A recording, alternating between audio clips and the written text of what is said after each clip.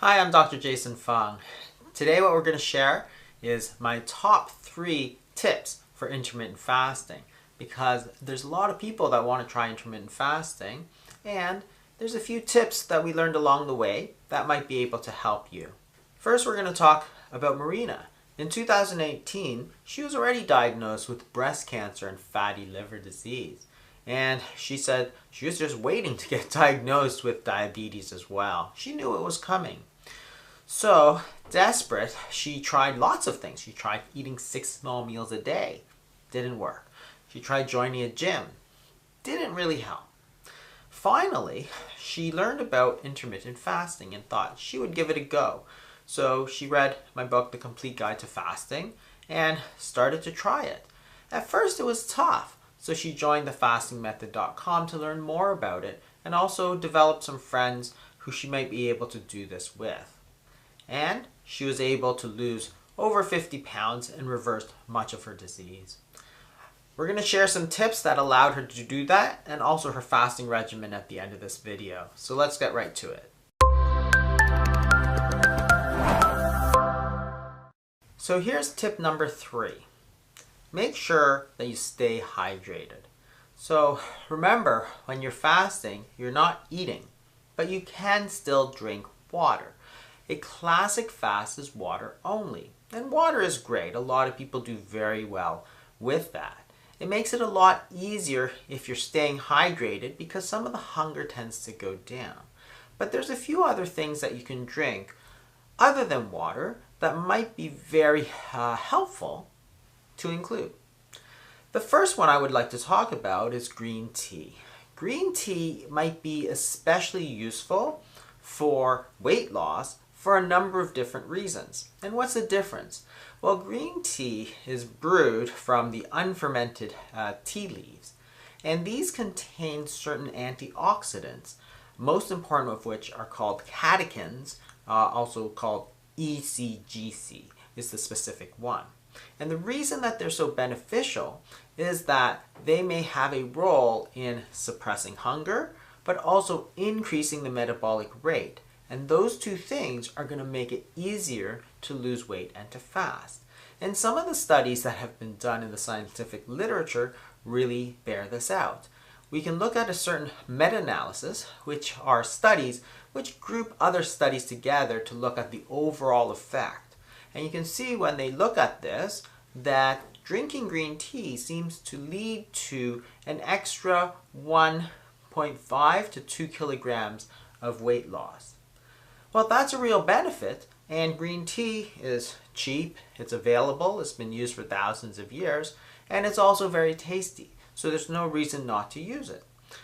The other thing that green tea tends to do is increase the metabolic rate, and this may be due to not only the catechins, but also some of the caffeine that's in green tea may increase the sympathetic nervous system and lead your body to use more calories. So in this meta-analysis, what they find is that perhaps about 300 to 400 extra calories per day is used extra when you're taking this green tea. So again, the caffeine and the catechins will tend to make your body sort of a little bit more active, and therefore it needs more energy and therefore it burns more calories.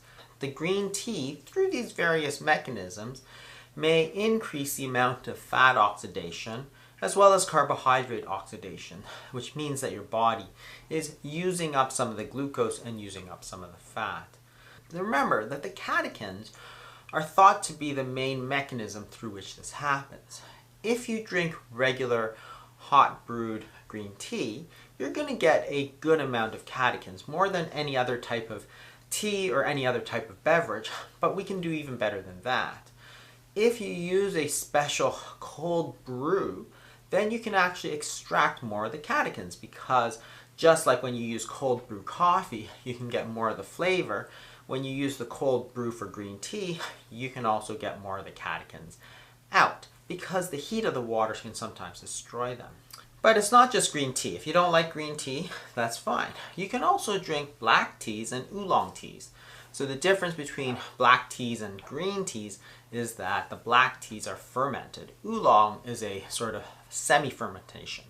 So you don't get as many of the catechins, but these catechins actually get changed into other antioxidants called theaflavins, and they may also have some of the same benefits, such as this study where it showed that it also increased the amount of energy expenditure. The other beverages to stay hydrated and also help you with the fasting might be something such as coffee. Now coffee, of course, can be taken black, but be careful about what you add to it. If you're just adding a small amount of cream, that's likely okay, but adding too much sweeteners or sugar or other dairy products is going to add calories and work against you for weight loss. It's the same for bone broth. So bone broth is another beverage that can be very effective to get you through your fasting day. However, just remember that it does have calories, it does have some protein and so on, but again, if it allows you to go longer, easier, it might be worth it in the end. So all of these fasting variations are very useful. The other thing to consider is also herbal teas. So these are not true teas because they don't contain tea leaves, but things like mint, for example, can be very calming. Chamomile, for example, at nighttime is very soothing. Lemon, that kind of thing. So here's tip number 2. Remember to ride the hunger waves. What I mean is that when you fast, you have to understand that you are going to get hungry. That's just natural. So you have to know how to deal with it, because the number one worry about fasting is that people think that they're going to get hungry, and then they're going to get more and more and more hungry if they don't eat until they're completely consumed by the hunger and they can't do anything else. Luckily, that's not true. So you have to prepare for it. So if we look at the hunger hormone ghrelin, we can see what happens during fasting. In this study, they took people and fasted them for 24 hours to see what would happen to their ghrelin levels, which will correlate to their hunger levels over 24 hours of not eating. And what you see is that during breakfast or lunch or dinner, if you don't eat, your hunger does not keep going up. It actually peaks and then falls just like a wave. And if you look at lunch, for example, if you eat lunch normally at 12 o'clock, at 1 o'clock, 1:30, you're going to be hungry. But by 4 o'clock, in fact, you are no more hungry than if you ate, because your ghrelin levels are back to baseline. Because your body took the calories that it needed out of your body fat. So you're essentially feeding your body off of your body fat. So that's why you're not hungry anymore. So it comes as a wave. If you know that, you can simply do something, maybe drink a big cup of green tea, for example, and by the time you finish it, the hunger wave will have passed and you can get on with your day. What if you do multiple days of fasting? Does the hunger just keep going up and up and up? Actually, it does quite the opposite. What you see is that over day 1, your ghrelin goes up very high and then starts to come down. On day 2, it goes up again, but not quite as high.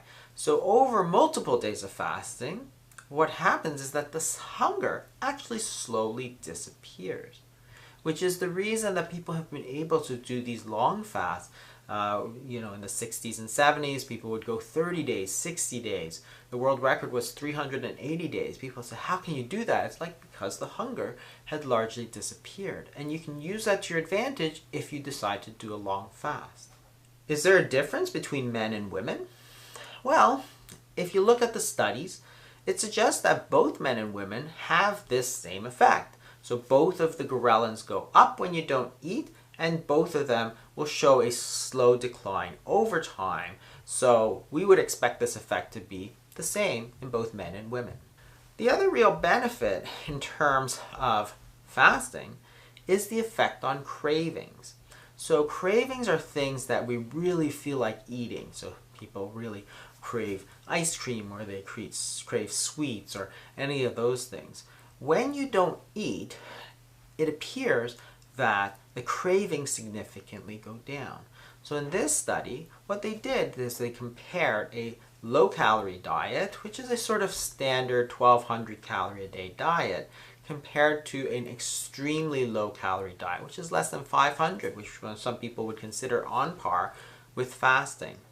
And you can see that the low calorie diet didn't really do much in terms of reducing cravings, but if you look at the very low calorie diets, you can see that the cravings virtually disappeared. So this will be no surprise to parents. If you have a child who is itchy, the last thing you want to do is scratch it. And it's the same with cravings. If you have a craving and you feed that cravings, it's not going to go away. It's just going to get worse.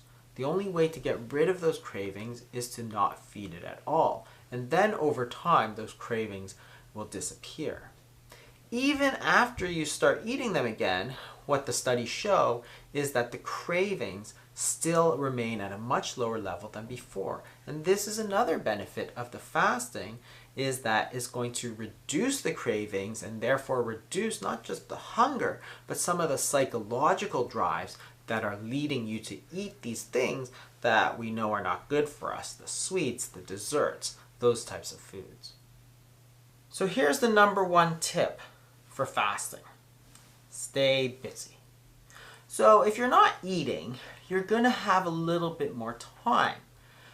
But there's a few things that you should do and a few things that you shouldn't do. So here's the things that you should not do when you're fasting. Go on social media. On social media, you're going to see lots of people talking about what they ate, what they want to eat. You're going to see ads for food and so on, and it's going to make it a lot harder for you to fast. On the same lines, grocery shopping is not a good idea because you're surrounded by food. Cooking is definitely going to make you hungry. So again, that's just going to make it difficult for you to do your fast. So what can you do if you're the one who cooks? Because a lot of us, for example, have kids that we cook for. Well, there's a few strategies, but you have to plan a little bit ahead. For example, what you could do is cook ahead of time, and then they can simply reheat that.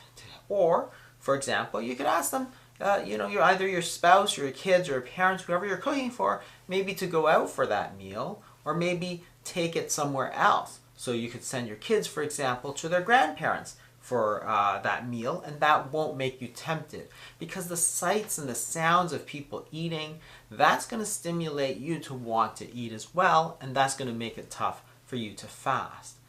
If you are asking a family member to cook, for example, then you can simply get out of the house for a little while.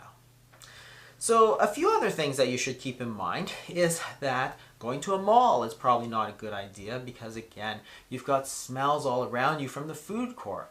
That's what a lot of people rely on to get you in to buy their food. Cinnabon, for example, was famous for wafting the smell all over the mall and then making everybody want to buy their foods.